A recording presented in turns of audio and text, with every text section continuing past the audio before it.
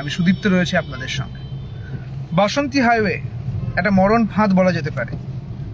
দুদিক দিয়ে যাতায়াত করে গাড়ি এবং কখন কিভাবে গাড়ি ঝুঁকে যাচ্ছে, এবং দুদিকেই যেহেতু যাতায়াত রয়েছে, দুদিকে ওয়ে রয়েছে যাওয়ার, কাজেই হচ্ছে ওভারটেকও চলছে চরমভাবে, এবং এরকমই পরিস্থিতি চোখে পড়লো।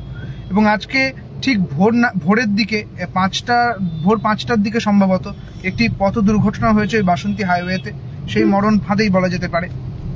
যেটা বিষয় হচ্ছে যে সায়েন্স সিটি থেকে ভাঙড়ের দিকে একটি পিকআপ ভ্যান আসছিল, এবং ভাঙড় থেকে সায়েন্স সিটির দিকে একটি স্কুটি যাচ্ছিল, এবং স্কুটিতে দুজন মহিলা ছিলেন, এবং তারা মূলত একটি ব্যবসার কাজে যাচ্ছিলেন বলে জানা যাচ্ছে। এবং এই পিকআপ ভ্যানের সঙ্গে স্কুটির মুখোমুখি ধাক্কা লাগে, এবং তারপরেই স্কুটিতে যিনি পিছনে বসেছিলেন যে মহিলা, তিনি পড়ে যান, এবং তৎক্ষণাৎ পড়ে যাওয়ার পরেই পিছন দিক থেকে একটি ভ্যান আসছিল, এবং সেখানেই তার ধাক্কা লাগে, এবং তারপরে তার মৃত্যু হয়েছে, অর্থাৎ ঘটনাস্থলে তার মৃত্যু হয়।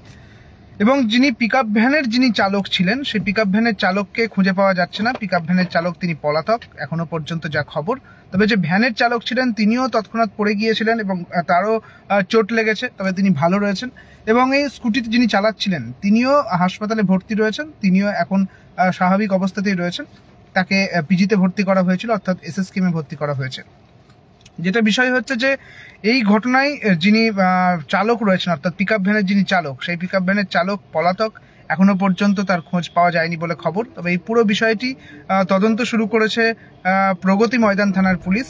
ঠিক কিভাবে এই ঘটনা ঘটেছে এবং তা তো আপনাদের সামনে বললামই, তবে এই চালক তিনি কোথায় গেলেন সেই বিষয়ে তদন্ত করছে প্রগতি ময়দান থানার পুলিশ। তাকে গ্রেফতার করা হবে বলে জানা যাচ্ছে সূত্র মারফত, এবং এই ঘটনায় সাধারণত তাই হয়।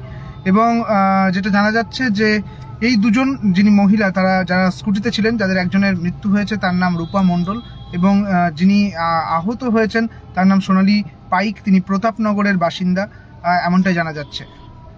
এখন পর্যন্ত এই বিস্তারিত বিষয়ে আপনাদের জানিয়ে রাখলাম। পরবর্তীতে যে আপডেট আসবে আপনাদের জানিয়ে রাখবো। আপাতত এই পর্যন্তই। দেখতে থাকুন নিউজ 18 বাংলা।